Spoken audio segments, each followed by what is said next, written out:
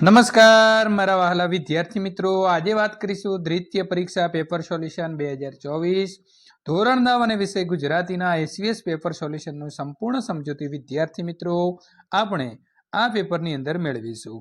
એ પહેલા ચેનલની અંદર પ્રથમ વખત આવ્યા છો તો મિત્રો ચેનલને સબસ્ક્રાઇબ કરી તમારા મિત્રો સુધી આ વિડીયો શેર કરવાનું ભૂલશો નહીં। તો વિદ્યાર્થી મિત્રો સમયગાળો 2 કલાકનો રહેશે અને કુલ ગુણ 50। દ્વિતીય વાર્ષિક પરીક્ષા વિભાગ એની વાત કરીએ તો પ્રથમ તમારે નીચે આપેલા પ્રશ્નોના એક વાક્યની અંદર જવાબ જે છે તે આપવાના રહેશે। પહેલો પ્રશ્ન છે વિદ્યાર્થી મિત્રો, માંડણ ભગતની કઈ ભલામણ આજના યુગને બંધબેસતી છે? તો માંડણ ભગતની ધરતીને સેવવાની ભલામણ આજના યુગની પણ બંધબેસતી છે। સખી માર્કંડી પાઠના લેખકનું નામ શું છે? તો કાકા કાલેલકર છે। પ્રશ્ન નંબર 2, નીચે આપેલા પ્રશ્નોના 3-4 વાક્યની અંદર ઉત્તર આપવાનો છે। અમૃત કાકીએ દવાખાનાની અંદર મંગુ માટે કરી ભલામણોની નોંધ તમારે અહીં લખવાની રહેશે।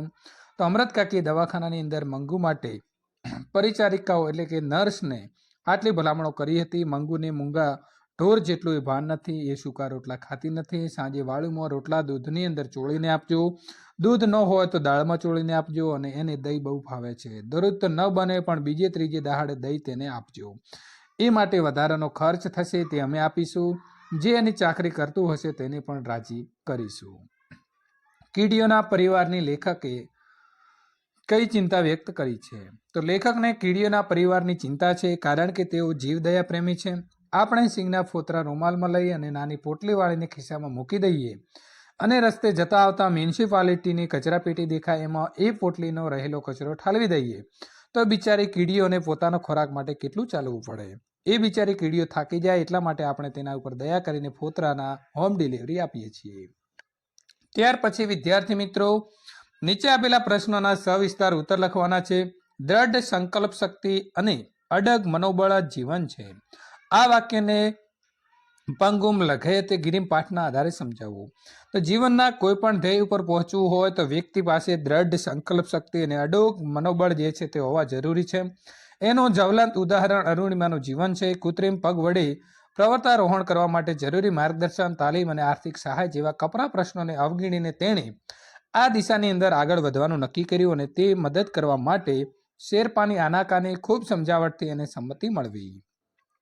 એવરેસ્ટ ચડવા જતા વારંવાર કૃત્રિમ પગ ખસી જવો, આગળ ચડાય નહીં, પાછા ફરતા અચાનક બાટલાનો ઓક્સિજન ખલાસ થઈ જવો, શેરપાને નિરુત્સાહ કરી દેતી સલાહ જેવી અનેક મુશ્કેલીઓથી તે હારી નહીં, ડગી નહીં। દ્રઢ સંકલ્પ શક્તિ અને અડગ મનોબળે જ તેને અનેક પડકારો સામે લડતા શીખ્યું। ઘસડાતી નીચે આવી પહોંચેલી અરુણિમા અડગ આત્મવિશ્વાસવાળી એક લોખંડી મહિલા છે। અરુણિમાની આ સંઘર્ષ કથા સાબિત કરે છે કે દ્રઢ સંકલ્પ શક્તિ જો તમારા મનમાં છે, અડોગ મનોબળ છે, તો એ જ તમારું જીવન છે। વિભાગ બી કાવ્ય આધારે પ્રશ્નો પૂછાશે।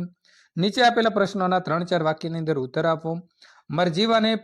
મરજીવિયાએ પ્રિયજનોને કઈ શિખામણ આપી? તો મરજીવિયાએ પ્રિયજનોને શિખામણ દીધી કે તમે તમારું જીવન આમ નાહકનું શા માટે વેડફી નાખો છો? તમને સમુદ્રમાં ઝંપલાવાની આ વિનાશકારી આંધળી બલા ક્યાંથી વળગી?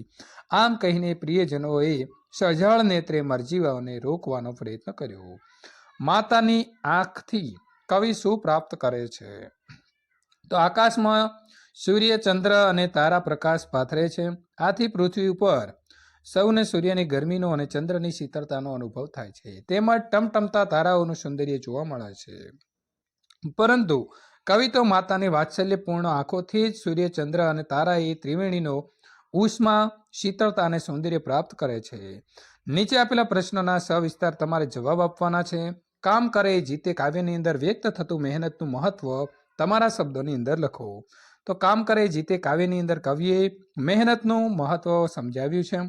ભારત વિશાળ દેશ છે, એનો વિકાસ કરવો હોય તો સાથે મળીને મહેનત કરવી પડશે। ભારત કૃષિ પ્રધાન દેશ છે, આથી સૌ પ્રથમ ખેતર ખેડીને સીમને સોહમણી કરવાની છે, નદીઓને જોડીને એના નીર ભારતના ખૂણે ખૂણે પહોંચાડવાના છે।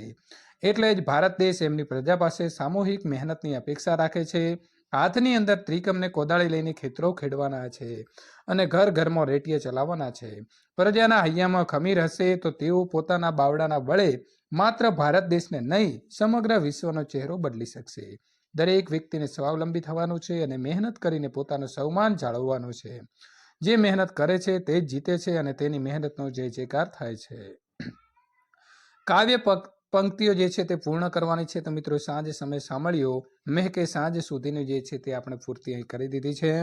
વિભાગ સી, નીચે આપેલા શબ્દોની જોડણી સુધારીને લખો. તો સ્નેહ, ઔદ્યોગિક, ધવની છૂટા પાડવાના છે. તો જથ્થાબંધ અને સોહામણા. મિત્રો આપણે સોહામણીનો પણ અહીં અને જથ્થાબંધનો પણ ધવની છૂટા પાડેલા છે. આ પ્રકારે તમારે પાડવાના થશે. નીચેના શબ્દોના સર્વનામ શોધીને લખો. મેં ભયંકર વેદના સહી. તો મેં. નીચેના વાક્યમાંથી વિશેષણ શોધીને લખવાનું છે. માર્કંડી તો મારી નાનપણની સખી છે. તો મારી એ સાર્વનામિક છે. નીચે આપેલા શબ્દોની સંધિ છોડો અથવા જોડો. રૂપ આંતર તો રૂપાંતર. સદભાગ્ય તો સદભાગ્ય. સાચો સમાનાર્થી શબ્દ લખવાનો છે. ગૌરવ તો આદર, મોજ તો ખુશાલી, મિત્ર તો મિત્રો શત્રુ, અને સમાનતા તો અસમાનતા. રૂઢિપ્રયોગનો સાચો અર્થ શોધીને લખવાનો છે. ઢેલ થઈ જવું તો પાંગળા થઈ જવું અથવા તો અસહાય થઈ જવું. કહેવતનો અર્થ સમજાવવો. પારકી માં જ કાન વિંધે. તો લાગણીનો સંબંધ ન હોય તેમજ શિક્ષણ અને તાલીમ જે છે તે જ આપી શકે. વિભાગ ડી, નીચે આપેલી પંક્તિઓનો વિચાર વિસ્તાર જે છે તે વિદ્યાર્થી મિત્રો તમારે કરવાનો છે. ઝેરનું અમૃત બનાવી દઉં પરંતુ મુજ કને પ્રીત મીરાની નથી, નરસિંહનું કીર્તન નથી. તો વિદ્યાર્થી મિત્રો આ પ્રકારે તમારે વિચાર વિસ્તાર સમજાવવાનો રહેશે. ત્યાર પછી પત્રલેખન.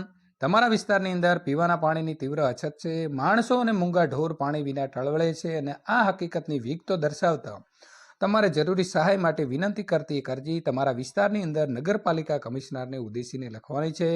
તો વિદ્યાર્થી મિત્રો પ્રથમ તમારે જમણી બાજુ તમારું સરનામું, તારીખ અને તમારું લખવાનું છે. ત્યાર પછી જે વ્યક્તિને તમે પત્ર લખવાના છો તે અને તેનો વિષય જે છે તે લખવાનો રહેશે. ત્યાર પછી સંપૂર્ણ માહિતી અહીં તમારે દર્શાવવાની રહેશે અને લી આપનો વિશ્વાસુ, અંજાર કચ્છનો રહેવાસી, અને ઉપર તમારી સિગ્નેચર કરવાની રહેશે. નીચેનો ગદ્યખંડ વાંચી નીચે પૂછેલા પ્રશ્નોના જવાબ તમારે લખવાના છે. તો વિદ્યાર્થી મિત્રો પ્રથમ આ ફકરો છે, આને તમારે સંપૂર્ણ જે છે તે 2 થી 3 વખત વાંચી જવાનો છે. અને ત્યારબાદ અહીં આપણને જે 4 પ્રશ્નો પૂછવામાં આવેલા છે તે 4 પ્રશ્નોના જવાબ લખવાના છે. વિદ્યાર્થી મિત્રો પ્રશ્ન નંબર 1નો જવાબ, ત્યાર પ્રશ્ન નંબર 2, 3 અને 4નો તમે અહીંથી જોઈ શકો છો. વિદ્યાર્થી મિત્રો ત્યાર પછી નિબંધ પૂછાશે અને નિબંધનું જે સોલ્યુશન છે તે મેં અહીં આપી દીધું છે. ભૂખ કરતાં ભીખ ભૂંડી છે. તો વિદ્યાર્થી મિત્રો મુદ્દા આપેલા છે, એ મુદ્દાના ઉપયોગ કરતું જવાનો છે અને આપણે લખીશું તો આનો જવાબ જે છે તમે પરફેક્ટ આપી શકો છો.